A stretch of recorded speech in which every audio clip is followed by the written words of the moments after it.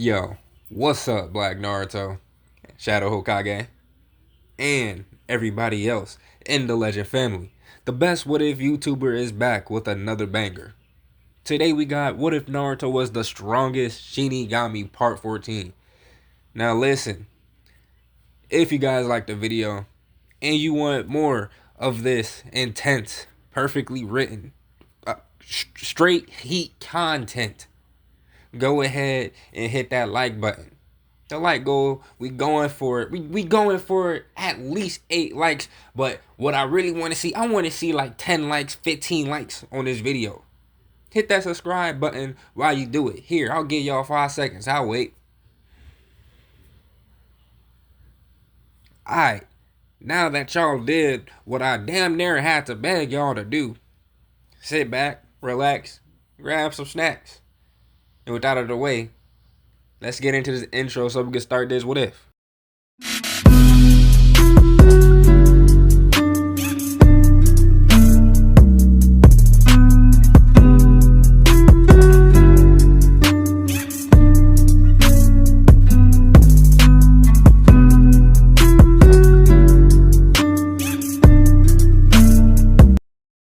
The iron chambers of the cannon smelled like oil, smoke, and very poor decisions.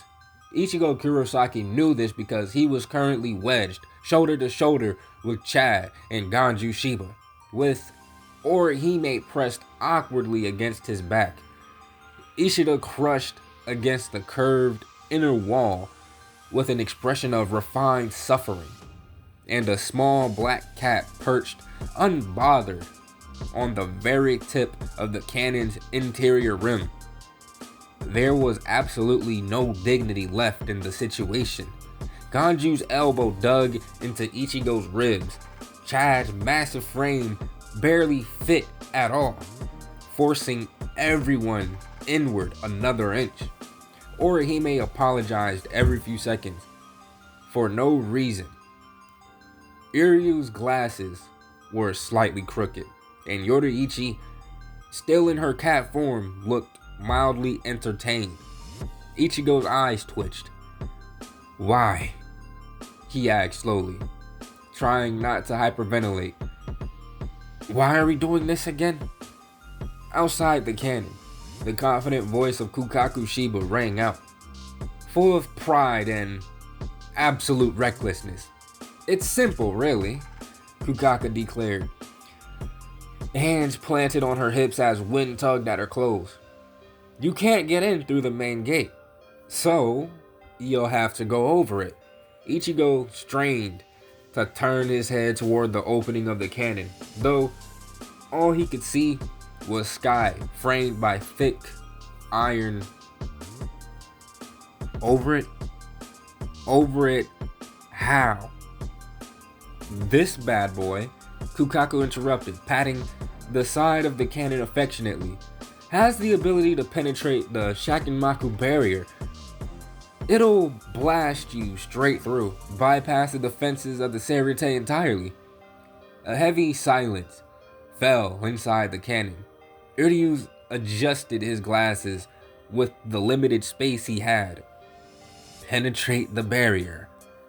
Orihime blinked. "Like a really fast elevator?" Chad remained stoic, though his brow creased slightly. Ganju grinned nervously. "Don't worry, sis built this thing herself." Ichigo felt dread pulling his stomach. "That," he muttered, "does not help." Yoruichi's tail flicked lazily. "Try not to scream too much. It's embarrassing." Ichigo shot the cat a glare. "You're not even stuck in here like the rest of us." Skill issues. Ichigo's eye twitched again. Outside, Kukaku leaned forward, held up a torch. "Ready or not?" "Wait!" Ichigo started. The rope was lit. A furious hiss erupted from the back of the cannon as the fuse burned down far too quickly. Heat flared. Pressure built in a suffocating instant. Ichigo's eyes widened. "This was a mistake!" Boom! The world vanished in a fire of thunder. The canyon exploded with force, launching its human ammunition skyward in a streak of smoke and flame. The recoil alone shook the ground around Kukaku's compound. Inside the iron tube, chaos erupted. Bodies slammed against one another. Genryū screamed first. Orihime followed. Chad remained silent, but visibly braced himself. Iryu's glasses flew off and somehow stayed on his face anyway. This is such a bad idea! Ichigo screamed as wind tore the words from his throat. They shot upward like a missile, blasting toward the vast white barrier that shimmered over the Seireitei like a dome of compressed light. The Shakonmaku. For a split second, there was resistance, then the cannon pierced it. The barrier rippled violently as the projectiles punched through, spiritual particles scattering in a shockwave that rippled across the sky. And then, gravity remembered them. They all arced. There was a moment of stillness at the peak, and then they began to fall, fast. The ground rushed to meet them, rooftops and white walls blurring beneath them. Ichigo's stomach tried to crawl into his throat. "Anyone got a plan?" he shouted over the wind. "No," Genryū screamed. "This is fine," Orihime yelled, clearly not fine at all. Iryu clenched his jaw. "This is the worst method of infiltration I have ever witnessed." They plummeted. Then they crashed. They slammed into a Seireitei building, obliterating the roof in an explosion of wood and tile. Stone shattered, walls caved inward, and the impact ripped through the structure and into the streets below, carving a trench of debris and dust. Bodies tumbled free. Ichigo hit first, face first, skidding across stone and dirt in a cloud of dust. Chad landed heavily beside him. Orihime bounced once and landed on Ichigo's back with a wheeze from him. Genryū rolled into a broken wall. Ishida landed on his feet for exactly 1 second before tipping over sideways. Silence followed. Dust drifted lazily through the air. Yoruichi landed gracefully on all fours atop a nearby intact rooftop, tail curling as she surveyed the area with sharp golden eyes. No alarms yet, no immediate surge of Shinigami Ryatsu. Interesting. Below, Ichigo groaned into the dirt. "I'm never doing that again." Orihime lifted her head. "We made it!" Chad sat up, brushing dust from his clothes. Ishida stood, adjusting his glasses with deliberate precision. "We have successfully breached Seireitei. Now we must hide." Yoruichi interrupted from above. "Immediately!" Her ears twitched. "They've noticed." Meanwhile, Naruto stood in the bright corridor outside Squad 8's office, expression tight with frustration. "But wait," he called out, stepping forward slightly. "I need your advice on something." Now Issei paused mid-step and turned toward him, glasses catching the light. Her expression was apologetic but firm. "Look, Naruto," she said calmly. "All the captains and lieutenants have been called to meet with head captain Genryūsai. Whatever it is, it'll have to wait." Before he could protest further, she vanished in a precise flash step. Naruto stared at the empty space where she'd stood. His shoulders sagged slightly. "Damn," he muttered under his breath. "I really needed your advice on something. It was important." His hand brushed absently against the hilt of Kurama at his lower back. He exhaled and began walking away. Inside the captain and lieutenant assembly hall, silence ruled. The air itself felt heavy. At the front of the chamber stood Head Captain Genryūsai Yamamoto, ancient eyes closed beneath heavy brows. The moment he opened them, the room seemed to ignite. Captains and lieutenants stood at attention. His voice, when it came, carried the weight of a mountain. "All of you," he began. "The Seireitei has been invaded." The room stiffened collectively. 6 foreign spiritual pressure have breached the barrier surrounding the Seireitei. Murmurs threatened to rise, but were crushed instantly by Yamamoto's presence. "You will locate them, and you will remove them." His gaze sharpened. "Am I understood?"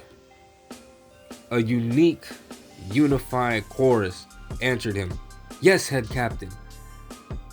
Flash steps exploded across the chambers as officers dispersed instantly to their divisions.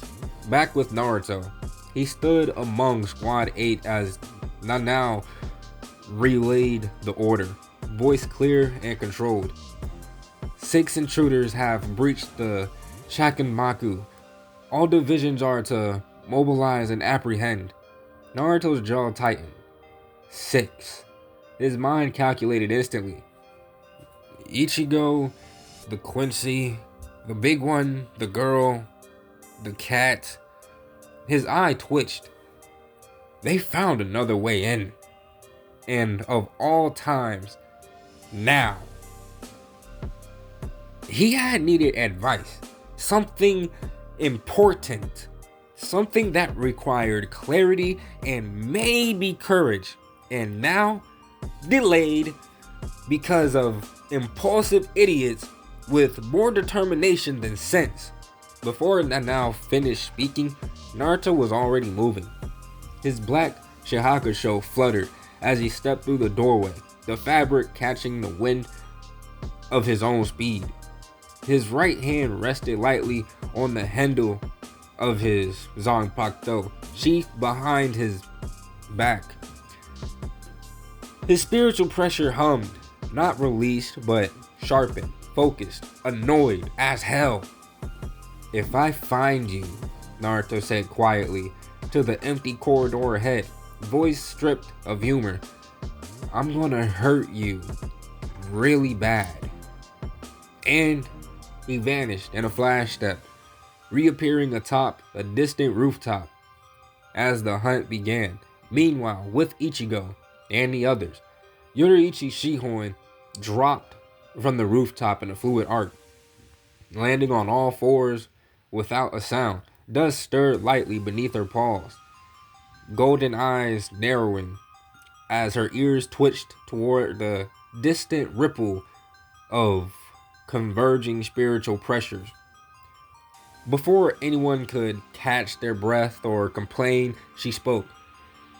"It seems they've realized we're here," she said evenly. "Now all the Soul Reapers are looking for us." Ichigo stiffened.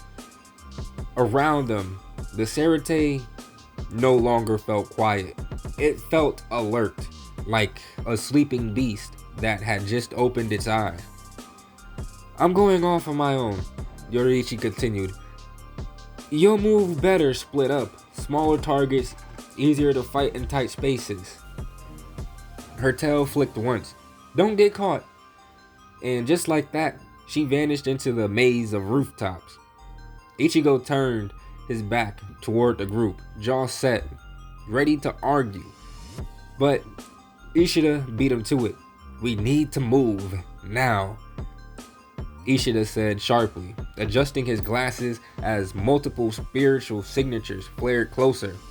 "There are a lot of them." That was all the prompting they needed. They scattered.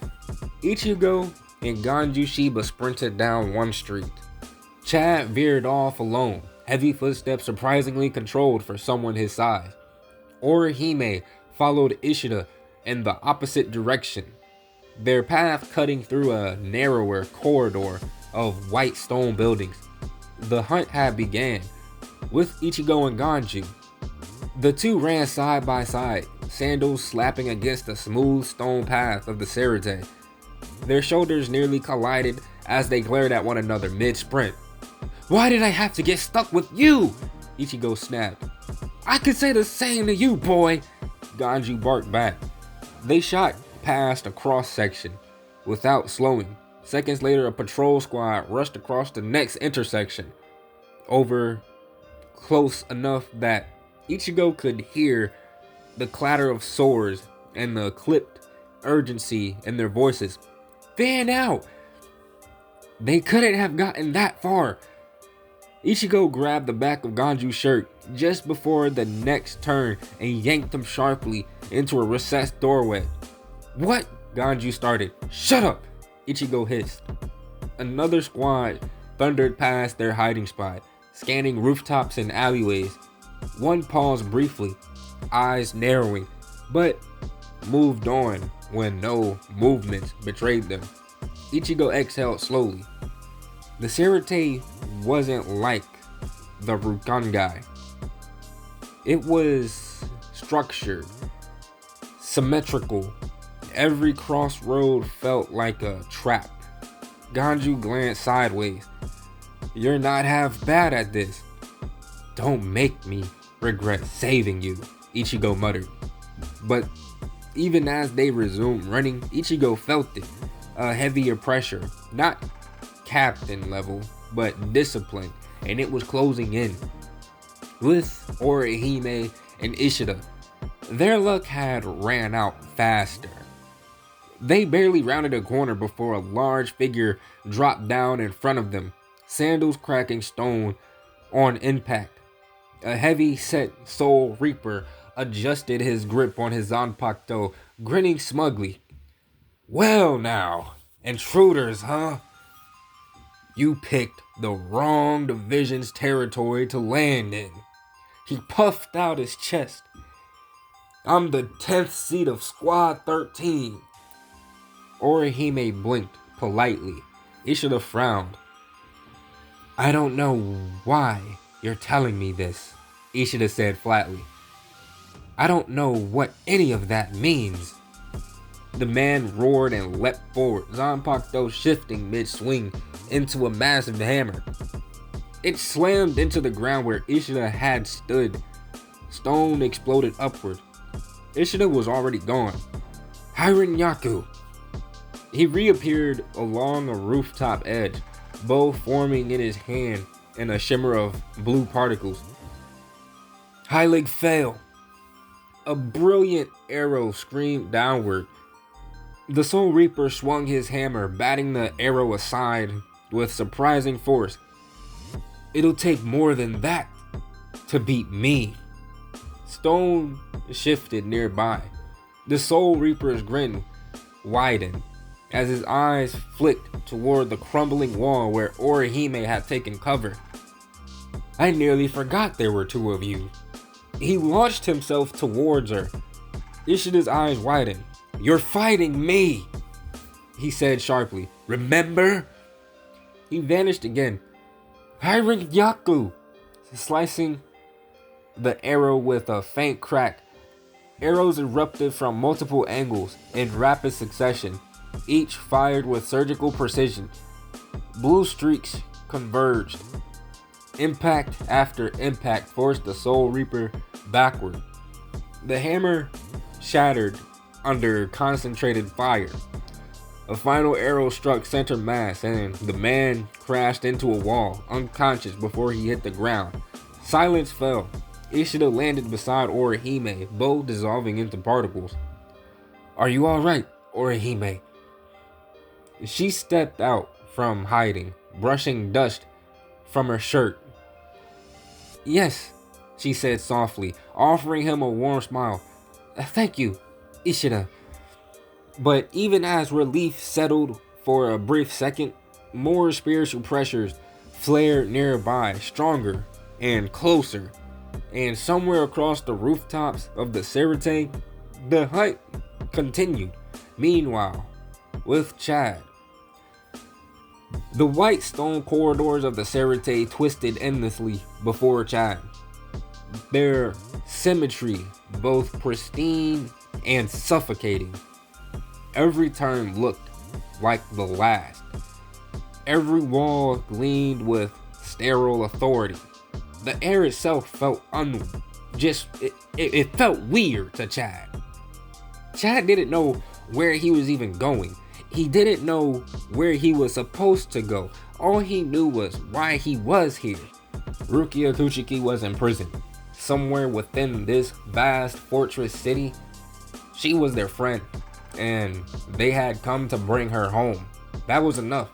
His shoes struck stone in steady rhythm, and as he turned another corner, Ryatsu suppressed as best he could manage. Patrols had passed twice already. He avoided them by instinct more than strategy, ducking into side passages and leaping low rooftops.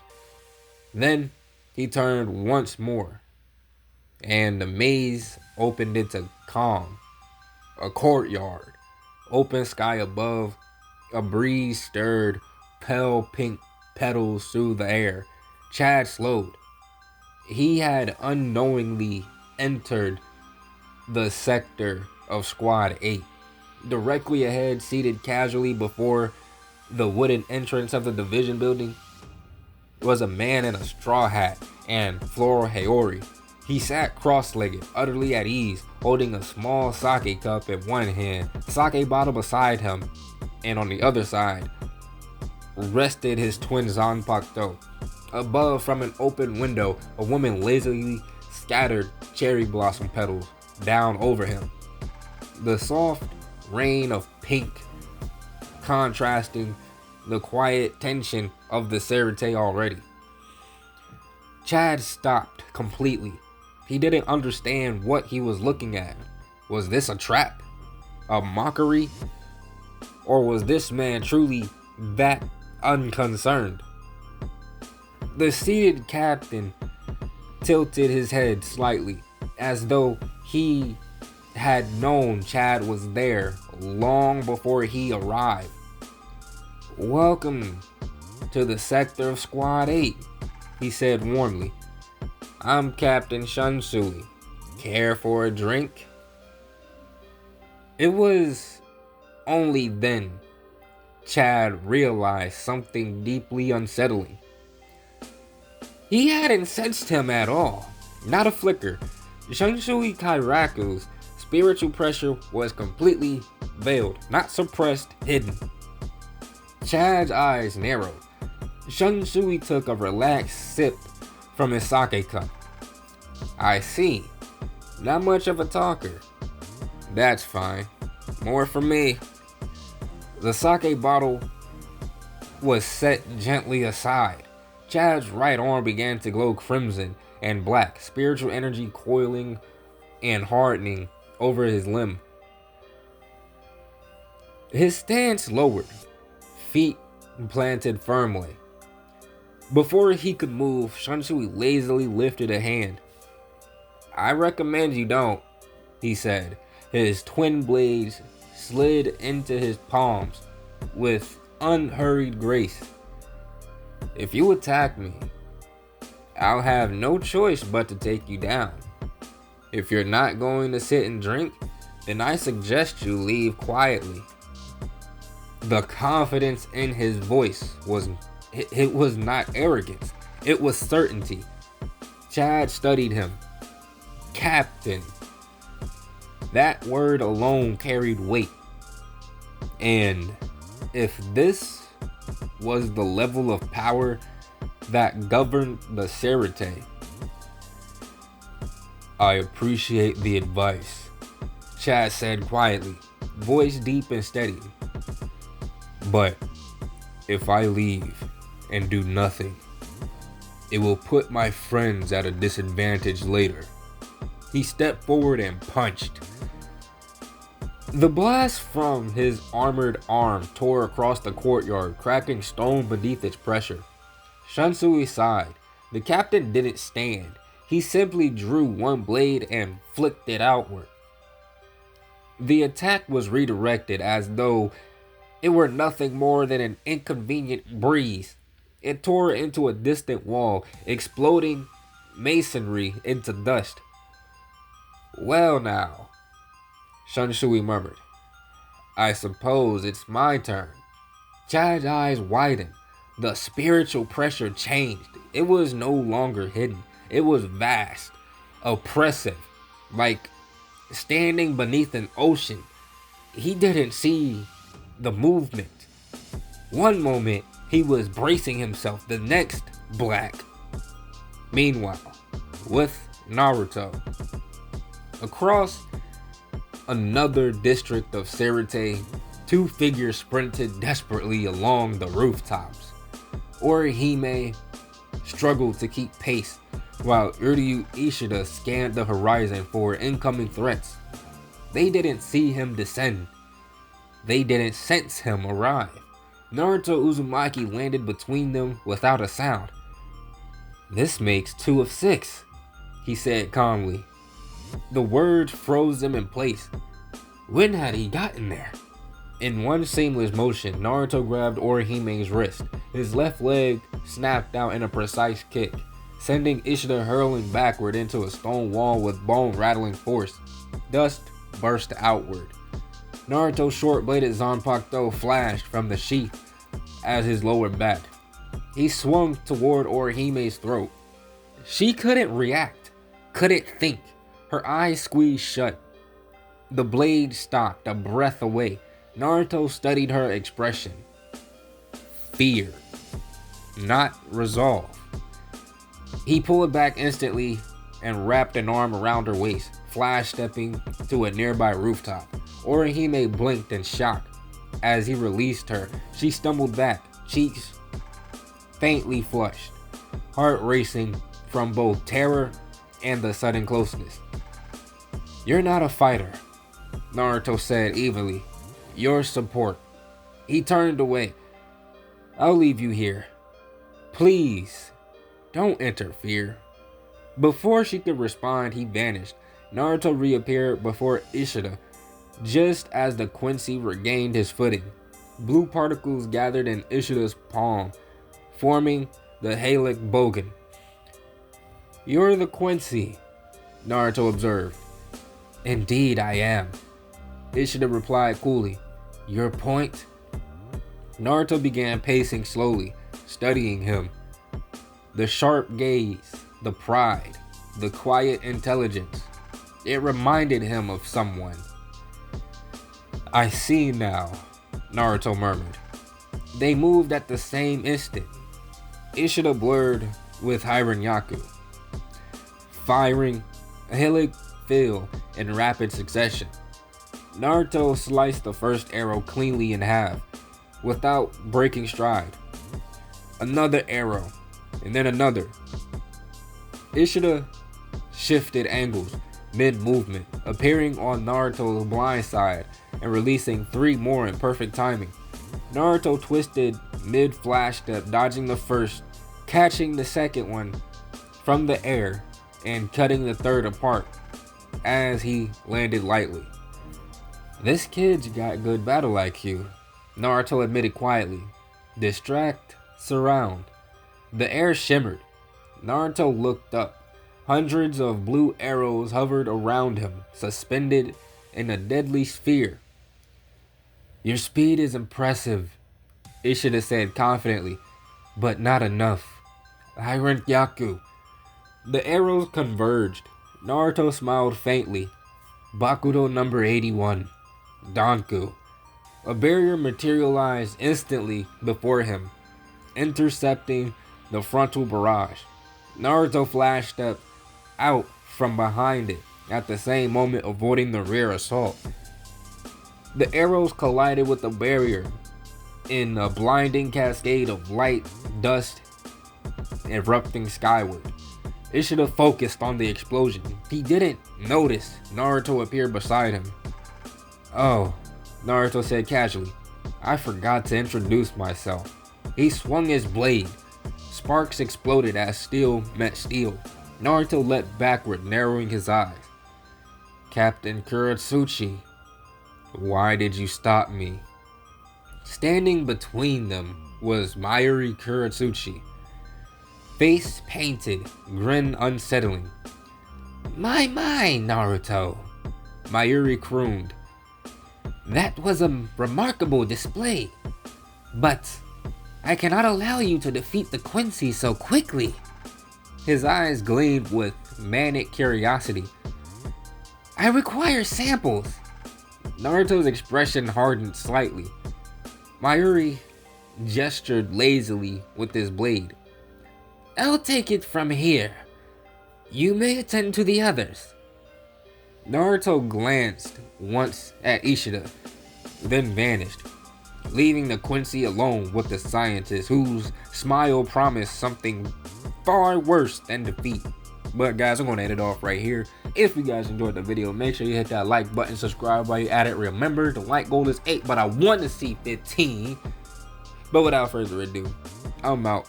And I will see you guys in the next video. Stay blessed, y'all.